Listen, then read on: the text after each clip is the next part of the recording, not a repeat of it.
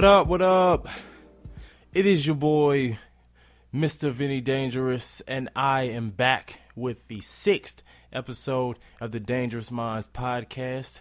And, you know, this is kind of funny. I'm not even entirely sure how long this episode will be, because just yesterday I said that I wasn't going to do an episode. Up until today, we'll be five episodes deep. And, you know, I decided to take a little break. At first, I didn't really have too much that I wanted to talk about that I didn't cover last week with my interview with Mr. Galloway about his PO9 brand and, you know, everything else going on in the world. But I woke up this morning and, you know, I was, you know, with everything else going on in the world, you know, stuff like this is fun to me. And I just said I wanted to talk about it. I posted something on my Facebook today, and a lot of people had a lot of things to say. You know, Drake and Joe Budden, pretty much. I'm gonna cut out all the fat, and we're gonna go into this. Let me say, before I get into this conversation, that I am a fan of both guys. I love Joe Budden. Like, I've been a fan of his roughly since 2008. I really didn't keep up with him up until about 2008 when he dropped the Mood Music 3 mixtape. My dad got me a copy of it, and, you know, I fell in love with it. And, like, I've been a fan of his ever since then. You know, Slaughterhouse, I was a fan of his last couple albums.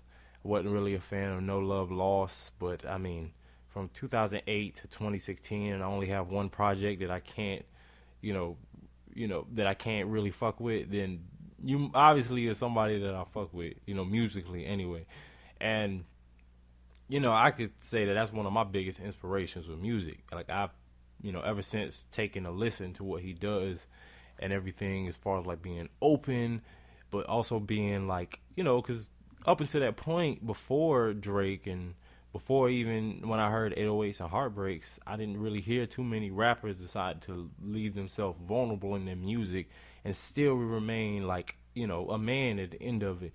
And that's what I kind of get from Joe Budden. And, you know, I am a Drake fan. I will say that I am a Drake fan. Anytime he drops something, I'm all ears, because it's Drake, and there's a certain level of quality and a certain level of certain level of music that, you know, I come to expect it from him. Like, from the time he dropped the So Far Gone mixtape, you know, they put him on the map, to now, you know, anytime he drops something, I'm all ears. Like, I've been a fan of his, and I see his progression. And, you know, similar to me being a fan, Joe Budden is also a fan of Drake, and he was critical of his last album.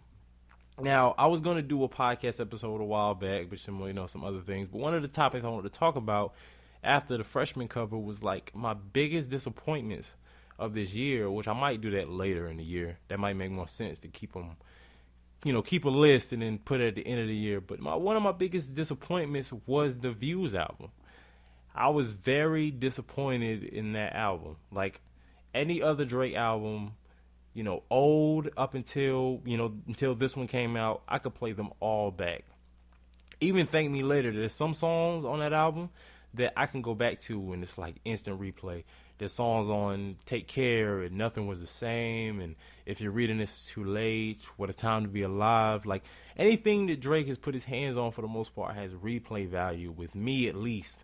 So, you know, this album didn't. There's a couple songs that I might go back to if I really feel like it, but for the most part, I'm not really fiending for any of those songs. Like, you know, and that's rare for a Drake album for me. So I was disappointed. You know, with the year he had last year, I thought he was gonna come out swinging with this Views album. You know, he had topped the charts. I mean, the album is a commercial success, a financial success. You know, it broke a record for being on top of the Billboard charts for 9 weeks. And, you know, all of his songs are on the chart still. One Dance is number one still. And people are still buying it by the drove still. But me personally, was not feeling that album. And that's pretty much how the whole beef, you know, just to do some recap, that's how the beef started with Joe Budden and Drake. he was critical about the album on his podcast. I'll name drop it. I'll name this podcast later podcast. And he shared a lot of the same opinions that I have on this album. And whether Drake took it at that point to heart, he took what he said to heart at the moment is kind of up for debate, because he dropped 4 a.m. in Calabasas, and that is a song to me that is, I was just like a lot of other people. I felt like that song was just about Diddy and Diddy alone. Sorry Joe, I really, when I heard that song, I really couldn't point out what he was talking about as far as it being specifically about him. But he used that, and the rumor that the new French Montana and Drake collabo was going to be responding to Drake. I mean, Drake's collabo with French Montana was going to be a response to Joe. And he took that, news, and he took those 2 songs, and he said he was going to write his own responses. He put out the Making of a Murderer, which, I thought that was okay. To me, Joe Budden, not only did I, love his music for being vulnerable, being a lyricist, being tough as nails at the same time, but it was also his legendary diss catalog. He's going against Saigon, he's going against Prodigy from Mobb Deep, Jay-Z, the list goes on and on. It's just and then honestly, I couldn't really find too many, dirt raps in there. And, so when he came out with this, I thought, okay, this is okay. This is not your best. But, even if that 4 a.m. in Calabasas is about Joe, Making of a Murderer was a good enough response. Because it was, just like Drake, he doesn't really, not really too direct for the most part, unless it was Meek Mill's last year. And, he was pretty indirect with anybody else he's ever talked about, if he's talking about them. He likes to stay kind of under the radar when he has problems with people, for the most part, when he does music. So, I thought that was okay. But then, I call it I was blown away with this. Wake came out. And, when Wake came out, I was like, okay, I'm thinking like everybody else, okay, you're kind of taking this overboard a little bit when I heard the song came out. But when I heard it, I was like, he really, hit him with all, the jabs. Anything, even the biggest Drake fan has probably thought a few of those lines, he thought about some of the things Joe was saying in that song. When he talked about, his relationships with people on his label, like Party Next Door is stealing the music from him. Now The Weeknd and I Love McConan are gone, and it's because it's like you hop on these people's waves, like in the Migos and Fetty Wap. And it's just everything, how he changed up his accent. And one minute he's from Canada, then he's from Tennessee, then he's from Houston, then he's from Atlanta, then he's from the islands for some reason. It's when he said those things, it resonated. And then it reminded me, of course it was designed like this, but it reminded me of Back to Back. And it's almost like this whole Meek Mill beef from last year is coming full circle. And hitting, kind of like what goes around comes around, and it's smacking Drake in the face, because he used the exact same topics. He even flipped some of his words against him. He even used the girl from Hooters from one of those songs. He was talking about some random chick that worked at Hooters that he used to deal with. It was genius. I want people to step back. I want you to listen to those songs and take in what they're saying about each other. And I want you to listen to it just like if they're both on the same level. And that's what I kind of was talking about on Facebook. I'll leave the link to my Facebook below if y'all want to join in on the conversation. But it was basically that if you look at it from a standpoint where these guys are on the same level, damn, that Drake is topping charts and Joe Budden, on the mainstream level, he's not really as relevant as Drake is.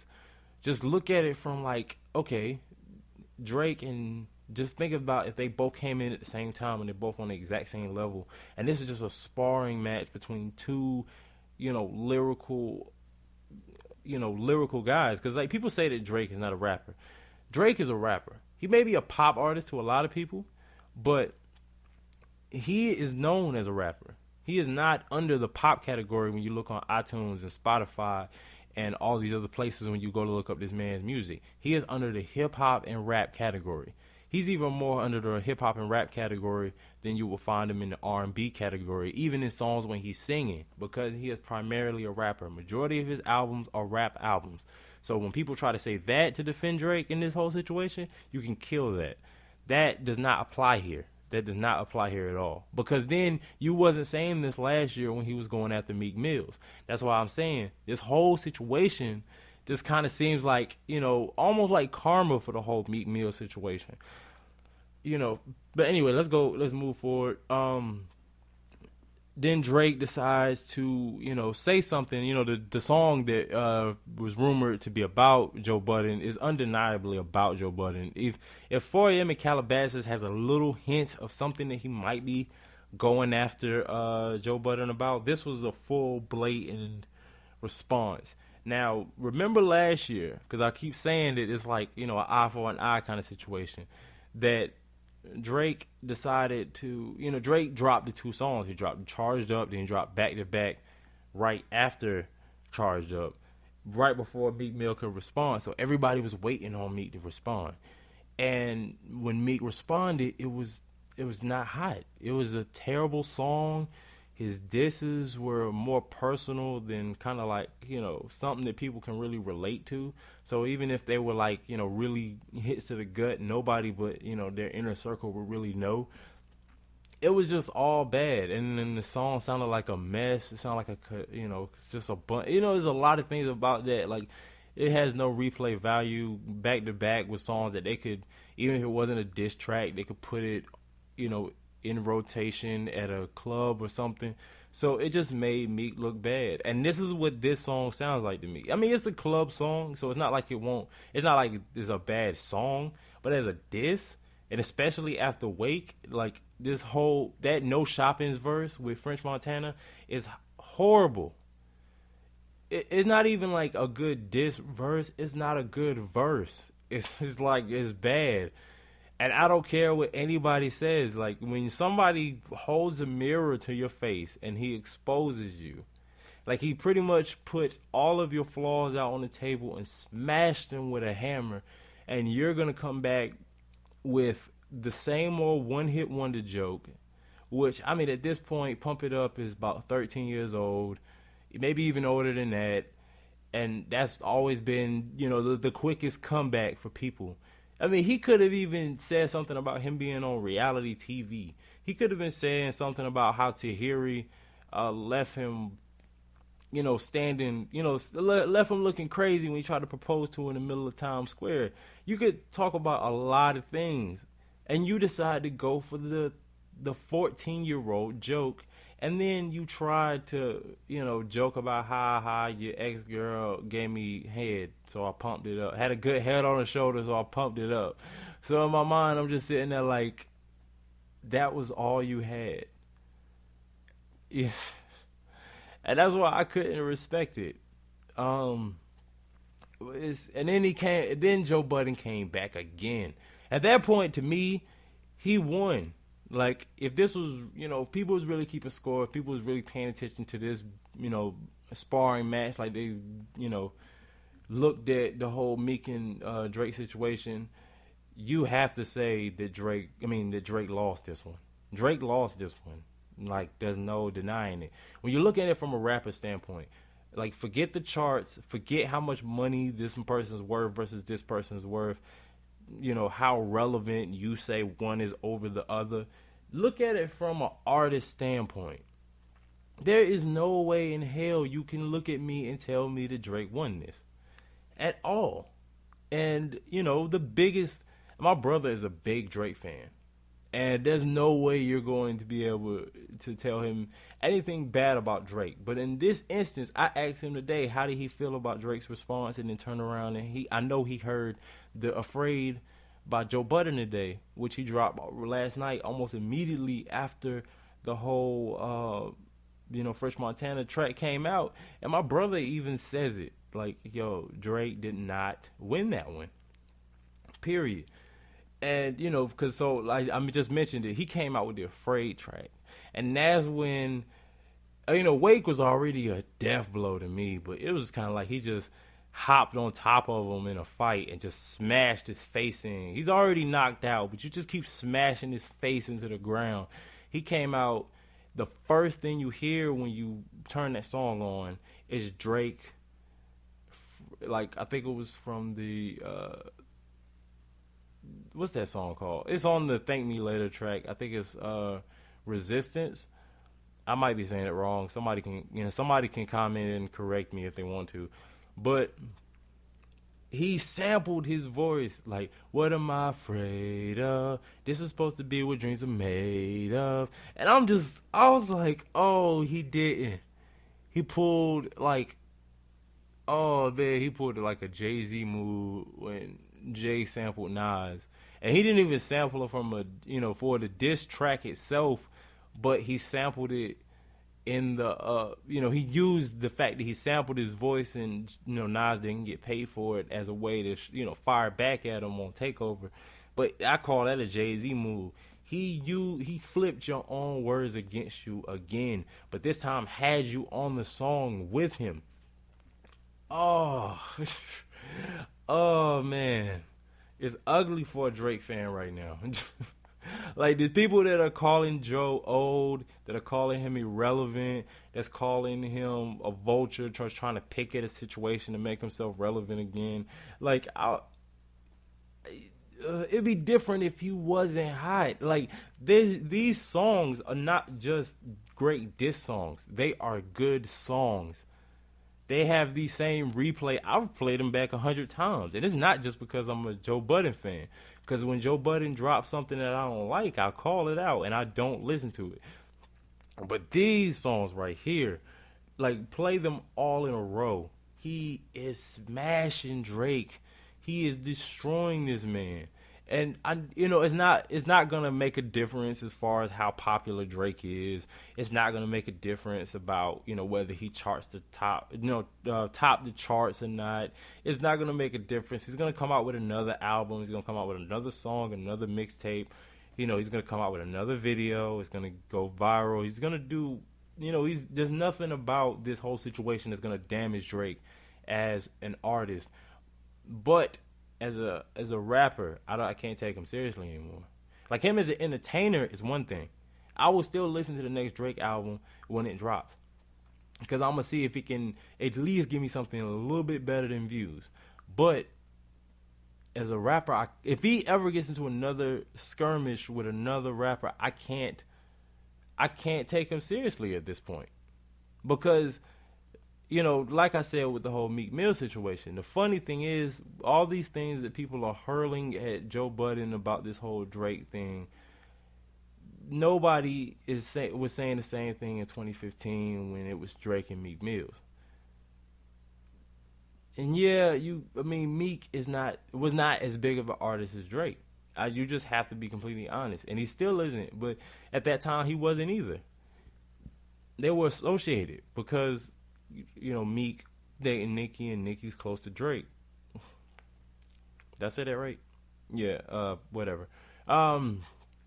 Anyway, so they, so they were associated, but they were not on the same level.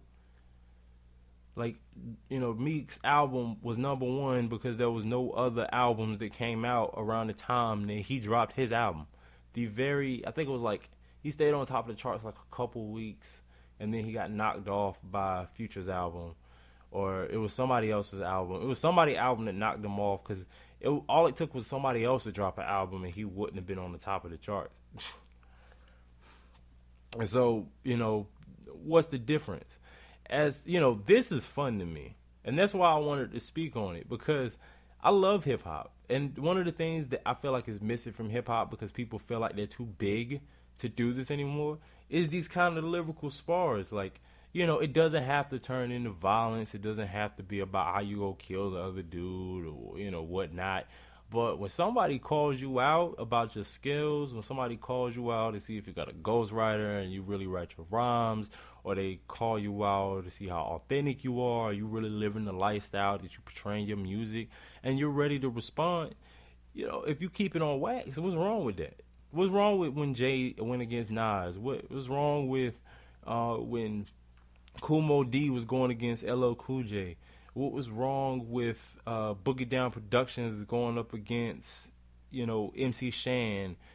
Like, what's wrong with that? Like, and that's, one of the other things I want to talk about on this podcast, episode, was that is one of the biggest problems that we have in hip hop right now. One of the biggest problems in hip hop right now is the fact that people act like, they're too big to do anything. Like, if I got a problem with an artist, I should be able to speak on it, as long as it doesn't turn violent. And, that's the real sign of maturity right there. You can't, can y'all get into a disagreement without it coming to blows because you feel like you're losing? Just like somebody getting into a fist fight. Like, I can respect you in defeat as long as you're not going back to your trunk to go try to pop off. And now you ready to kill somebody just because you're too embarrassed to take the L. Like, I can't respect that. I can't respect, a man that can't get into a verbal altercation and try to turn it into a fist fight just because he's hurt, that he's not getting the better of the exchange. And that's one of the biggest things that's missing in hip hop. And that's why it doesn't feel like hip hop. Like, one of the biggest things people want to go back to is the 90s, right? Niggas was beefing in the 90s. People was going at each other's necks. Ice Cube was going at almost everybody, for what it seemed like, from NWA to Common. Like, he was taking no prisoners. And it was only when Tupac and Big, their whole situation ended in death that people started to really look at it different. But, rest assured, these niggas was beefing in the 90s. You can't go back. You can't pick and choose. Like, you can't say that you want to go back to the 90s and then turn around and, only support the little bit of here and a little bit there. Like, I respect competition in hip-hop. And for you guys to be fans of these rappers, y'all can rally behind them when they going against somebody, but you got to admit when they took that L. When you get knocked out in the street, you can't be hyping your mans up. Your mans can't be hyping you up, telling you that, oh, man, you could have had him. Oh, man, no, nigga, you got knocked out. It's just, hey, you ain't dead, so you get to live to fight another day. And I just think it's whack. Like, I remember I went, because and I was raised on that. I was raised on how hip-hop used to be. So, I've gotten into some lyrical I've gotten into some lyrical sparring matches. I don't even call it beef. I just call it sparring matches, because for the most part, I don't hate this man. If I saw a lot of those guys today, we could have a conversation. It wasn't nothing said too out the way. It wasn't nothing. I mean, even if it was, but there wasn't no reason for me to hate this man. It's just we had a disagreement and we decided to handle it through song, because that's what hip hop does. It's just the same as being a part of the debate club in high school or in college or whatever. Like, that's part of what we do. You know what I'm saying? Like, you look down on hip hop for, two rappers deciding to settle some disagreements over songs, but then you turn around and watch these people at these political debates, and, you see these ad campaigns about Hillary versus Trump, and he's dragging her in the mud, and she's dragging him through the mud, and then, it's y'all looking at that like, this is helping me decide my vote, but it's not the same thing with hip-hop. I think that's corny, I think that's whack, I think that's stupid, and I don't respect it. And these new generation of hip-hop fans need to really realize where they came from, realize where hip-hop came from, and need to respect the art form for what it is instead of trying to make up your own rules as it go. I need y'all to really think about that, because competition, people going at each other on wax, that's part of hip-hop culture. Hip-hop was built, the MC was built off competition to see who was the better one. And that's exactly what we got from Drake and Meek Mill. I don't really care about that one. That's a year ago. But I'm talking about Drake and Joe Budden. And in my opinion, Drake I'm a fan, but you got drug. Point blank period. Joe Budden, lyrically, he may not top the charts like Drake. He may not ever sell as many records as Drake, but best believe in a lyrical sparring match, Joe Budden got the better of Drake. Point blank period. And if Drake could do better, then he would have done better. And maybe after today, after I close this episode of the podcast, maybe Drake will do better. Only time will tell, but for right now, the W goes to Joe Budden. I hope y'all tune in next week for the 7th episode of the podcast. I promise I won't take a break. My brother, Rose Roz, may or may not be back with me. He was supposed to be with me today, but some other things happened. But I can almost give you about 85% sure that he will be here next week. Some other quick plugs before I go. I'd like to give a shout out to my boys at PO9, especially my homeboy Cortland Galloway for coming out and being part of the podcast, last week. And then he, helped promote it, and it's got me a bunch of other listeners. So I really appreciate that. Go check out his stuff at shopwithpo9.com. That's PO9 with a O, not a zero, just in case people got confused. I am performing July 25th at the Pinhook. Not tomorrow, this Monday, but next Monday. I'll be at the Pinhook. It's from 7 to 10. I'll be one of the featured acts, part of that show with, that's sponsored by the Underground Collective right here in Durham.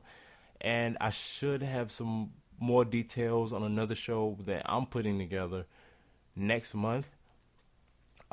Please tune in to the next few episodes of the podcast, because those details may become available next week or the week after. Let's see what happens.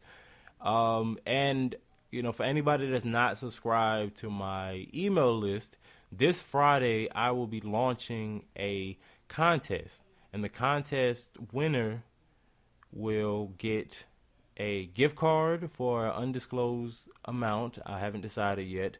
And 2 pieces of exclusive merch. That will be yours as long as you follow the rules of the contest. You have to be a part of the email list to be a part of the contest. And you have to join the email list by July 30th. So, make sure y'all do that. And make sure y'all tune in next week during the next podcast. What we'll talk about, who knows? Because we talk about whatever we want to on this show. So I'm going to go ahead and wrap it up. It's been your boy, Mr. Dangerous. This is the Dangerous Minds Podcast. I'll see you again soon.